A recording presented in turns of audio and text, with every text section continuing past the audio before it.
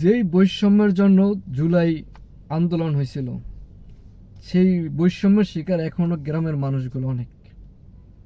প্রতিটা গ্রামের মনে হয়, তো আমার ভোলা জেলার মানুষগুলো অনেক বৈষম্যের শিকার। সেটা হলো কি জানেন, আমি ঢাকাতে বসবাস করি, আমার বাসায় 24 ঘন্টা কারেন্ট থাকে, কিন্তু ভোলার 24 ঘন্টায় মনে হয় 3 ঘন্টা কারেন্ট থাকে না।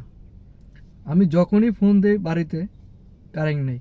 ছোট বাচ্চা বারবার ফোন করে বলে, বাবা কারেন্ট নেই, কারেন্ট চলে গেছে, গরমে ঘুমাইতে পারতেছে না।